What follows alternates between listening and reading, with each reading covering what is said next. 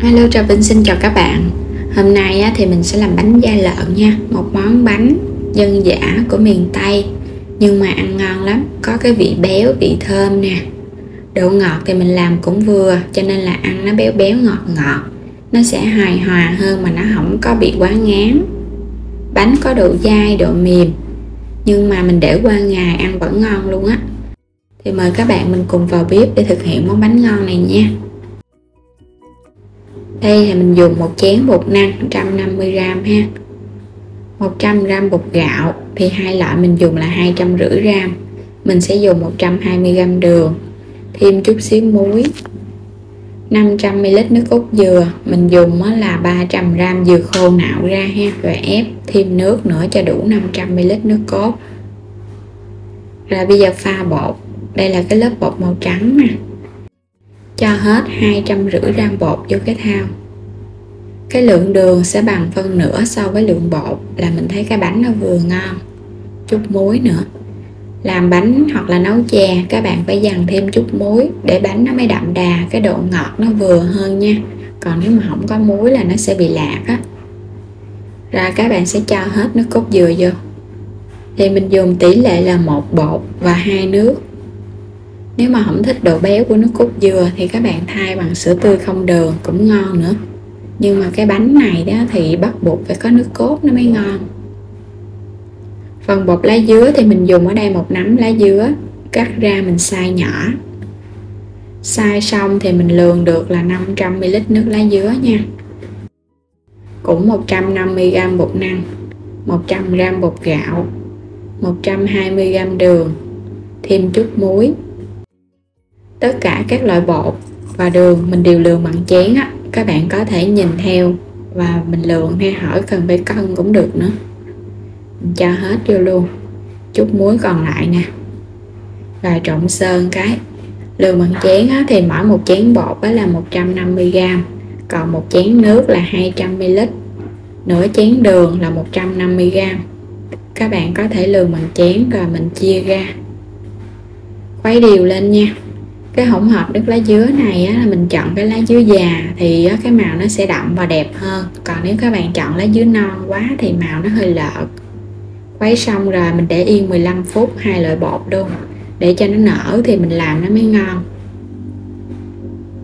Mình dùng khuôn 22cm, quét sơ một lớp dầu để khi mà bánh nguội á, nó không có bị dính, rồi đem hấp cái khuôn cho nóng. Quay trở lại thao bột, khi mà các bạn hấp nóng khuôn, nước trong nồi sôi rồi thì mình sẽ khuấy đều thao bột lên. Tại vì để nó nghỉ nó sẽ lắng xuống. Khuấy hai thao luôn. Thì hai cái thao bột này mình dùng nửa ký bột tổng cộng á. Nước trong nồi đã sôi, khuôn cũng nóng rồi. Khuôn nóng thì mình cho vô á, nó không có bị dính khuôn nha, và cái bánh nó cũng ngon nữa. Mình sẽ dùng hai cái vá cho nó đều nhau để cái lớp nó đều. Lớp đầu tiên mình sẽ cho là cái lớp lá dứa, một lớp mỏng, rồi đậy nắp lại. Lớp này thì các bạn hấp 5 phút là được à. Khuấy đều cái lớp màu trắng lên, mình cũng múc một vá. Khi mà cái lớp này nó vừa đặt lại, các bạn cho tiếp cái lớp màu trắng lên trên. Trong 5 phút là nó vừa. Cũng đậy nắp và 5 phút nha, cứ mỗi một lớp là mình hấp 5 phút. Cái lớp này vừa đặt thì mình cho lớp kế lên, đừng có để lâu quá thì chút nữa nó sẽ bị tách lớp. Rồi các bạn cũng hấp tương tự. Hấp đến những cái lớp cuối cùng thì chút nữa mình sẽ chỉnh thời gian khác nha. Cái màu lá dứa nó tươi quá nè. Đây là cái lớp cuối cùng rồi đó, lớp màu trắng ở trên. Và lớp cuối cùng này các bạn sẽ hấp 20 phút nha, với lửa trung bình thôi cho bánh nó chín hẳn. Đủ thời gian thì mình sẽ tắt bếp luôn. Có thể dùng cây que các bạn xăm vào bánh, hay không còn bột ướt nữa là nó chín. Lấy khuôn bánh ra rồi cái mình chờ cho nó nguội. Bánh mà nguội á, thì khi mà mình lấy ra khỏi khuôn nó dễ, nó tróc, và mình ăn nó cũng béo ngon nữa. Còn khi bánh còn nóng á, là ăn bột nó sẽ hơi mềm và khuôn khó lấy ra lắm. Một khuôn bánh da lợn chỉ với bột, nước cốt dừa và lá dứa, các bạn có ngay một cái khuôn bánh. Khuôn này rất là lớn nha, Bánh dẻo mềm, có độ dai. Cắt ra thì các bạn không có cái dao nhựa thì mình sẽ nhớ bọc cây dao á, cho nó đừng có bị dính dao thì cắt nó sẽ láng hơn. Đây, ngon quá nè, các lớp đều nhau, xen kẽ là màu xanh và màu trắng, màu lá dứa tự nhiên luôn á. Mình sẽ cắt ra những cái miếng nhỏ nhỏ. Nhìn cái bánh rất là hấp dẫn luôn, vừa dai mà vừa mềm nữa, bóng bóng, màu xanh rất là đẹp.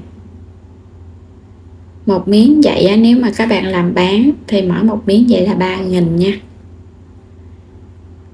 Mỗi miếng nhỏ nhỏ vậy nè, mình cắt thì một miếng người ta bán 3.000. Bánh da lợn đã sẵn sàng. Nếu mà làm bán thì các bạn làm buổi tối rồi sáng ra mình sẽ bán. Vậy là đã xong rồi nè. Còn mình làm ăn thì sáng làm, mình để cho nó nguội một chút là mình ăn được rồi. Bánh có độ dai nè, càng nguội thì bánh nó càng dai nhiều và béo nhiều nha. Nhìn ngon quá, rất là hấp dẫn luôn á. Nước cốt dừa màu trắng nó đậm thì vô cái bánh nó mới đẹp. Còn các bạn làm nước cốt mà nó không được đậm á thì vô cái bánh nó sẽ trong á.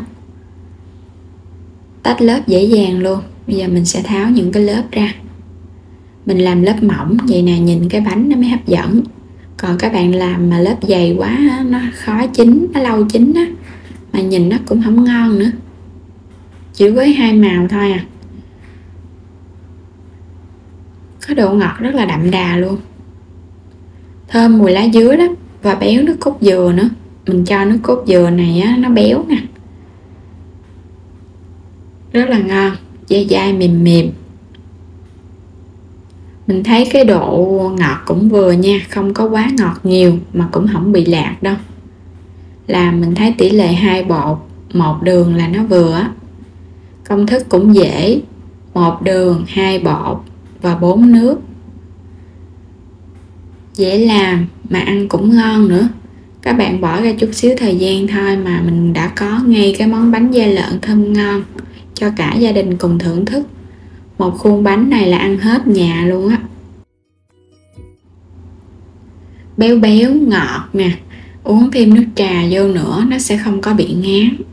Rất là đơn giản dễ làm. Cảm ơn các bạn đã theo dõi hết video của mình. Và cảm ơn các bạn đã luôn theo dõi đồng hành cùng Alo Trà Vinh. Vui lòng đăng ký kênh nếu như mà các bạn chưa đăng ký kênh nha. Xin chào, hẹn gặp lại các bạn ở những video tiếp theo.